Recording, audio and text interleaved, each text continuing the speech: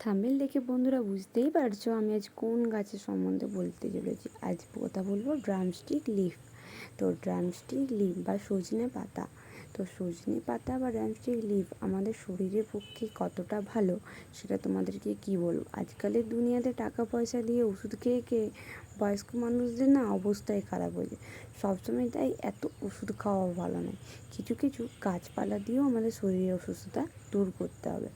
তো এই drumstick leaf যদি তোমরা সকালবেলায় খালি পেটে এক একটা করে পাতা তুলো, ভালো করে পরিষ্কার করে রাখো, তবে তুলে সিদ্ধ করে জলে, ওই জলটা সিদ্ধ জলটা খাও, তাহলে তোমাদের ব্লাড প্রেশারের লেভেলটা, মানে যাদের ব্লাড প্রেশার হাই, মানে যাদের বিপি হাই, তারা এই জলটা খেলে তাদের ওষুধ ছাড়াই তোমাদের ব্লাড প্রেশার কন্ট্রোলে থাকবে।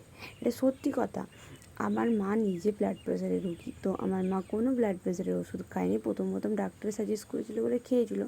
তারপরে আমার মাকে, আমার মায়ের বাবা মানে আমার দাদু বলেছিল যে এটা খা, তাহলে তোর ব্লাড প্রেশার লেভেলটা কন্ট্রোলে থাকবে। আমার মায়ের কিন্তু ব্লাড প্রেশার লেভেলটা কন্ট্রোলে থাকে।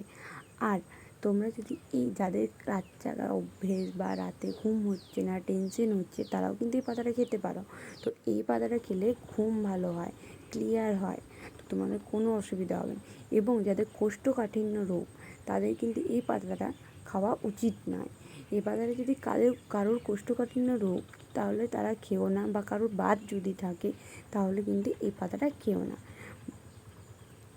উপকারও যেমন আছে, অপকারও আছে, তো আমাদের উপকারগুলোও জানা উচিত, অপকারগুলো জানা উচিত। এই জন্যই তোমাদেরকে অপকারগুলো বলে দিলাম। যাতে বাতের প্রবলেম, মানে পায়ে গাঁঠে বাত ব্যথা এইসব, তারা কিন্তু এই গাছটা খাবে না। আর কোষ্ঠকাঠিন্য রোগদের যদি অসুবিধে না হয় খেতে পারো, কিন্তু খুব একটা খাওয়া উচিত নয়। হ্যাঁ, যাদের কোষ্ঠকাঠিন্য রোগ এবং বিপি আছে তারা কিন্তু খেতে পারো। তো রোজ রোজ খেও না, রোজ রোজ খাওয়া উচিত নয়। যেহেতু এটাকে বলে বাতুল, তো তোমরা সপ্তাহে একদিন খেতেই পারো। আর যদি এইসব কোনো প্রবলেম না থাকে তাহলে অনায়াসে এই পাতাটা কিন্তু খেতে পারো তোমরা।